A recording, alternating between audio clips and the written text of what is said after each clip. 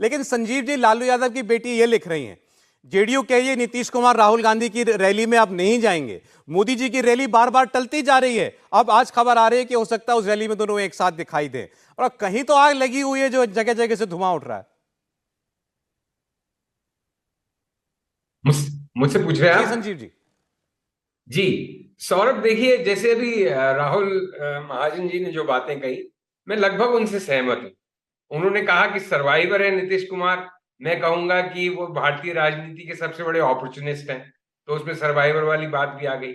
और ये भी बात उनकी सही थी कि भाई, ये एक तरह का अरेंजमेंट था आरजेडी और जेडीयू के बीच में कि तेजस्वी चीफ मिनिस्टर बनेंगे, वो प्राइम मिनिस्टर पद के दावेदार होंगे। तो अब जब प्राइम मिनिस्टर पद की दावेदारी पे कहीं उनकी दस्तक दिखाई ही नहीं दे रही है, तो obviously Nitish Kumar, the survivor और द अपॉर्चुनिस्ट, ये चाहेंगे कि कम से कम उनका मुख्यमंत्री पद सुरक्षित रहे।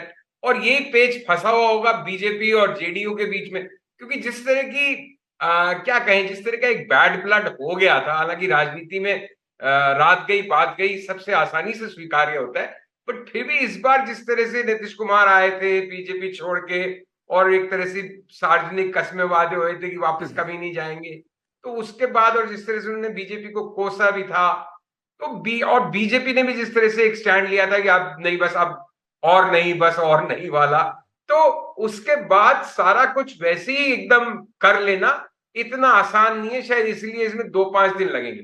लेकिन देखिए, आप बड़ी तस्वीर पे लौटिए, अगर ये सब बातें सही होती हैं और ये सब बातें आगे बढ़ती हैं जिस दिशा में आज बढ़ती हुई लग रही हैं, तो 2024 का, मैं तो हमेशा कहता था कि दो ही स्टेट्स की बैटल ग्राउंड है।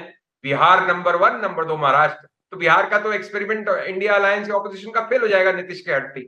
तो वो तो फिर 2019 की परफॉर्मेंस की तरफ देख सकती है एनडीए बिहार में। तो ये बड़ा डेवलपमेंट है। और जहां तक आप एक जो बार बार कह रहे हैं सौरभ, बड़ी विनम्रता के साथ मैं कहना चाहूंगा कि लालू प्रसाद कितना भी एडी चोटी का जोर लगा ले, जितनी भी इस तरह के विधायकों की जो अरिथमेटिक बिठाई जाती है, वो तो तभी बैठ सकती है जब सत्ता पक्ष दिल्ली का आपके साथ हो।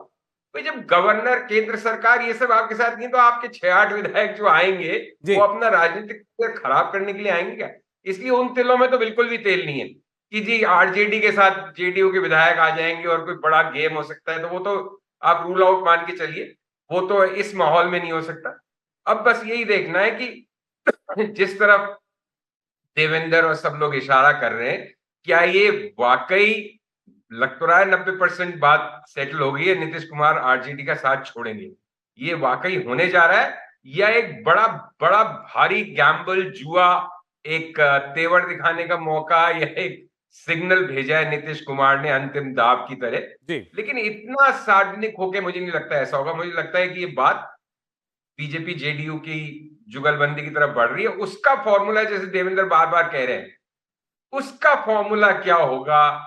क्या उनको ये गारंटी दी जाएगी कि वो चीफ मिनिस्टर बने रहेंगे, न सिर्फ इस बार बल्कि अगली बार भी इस कॉम्बिनेशन के कैंडिडेट होंगे?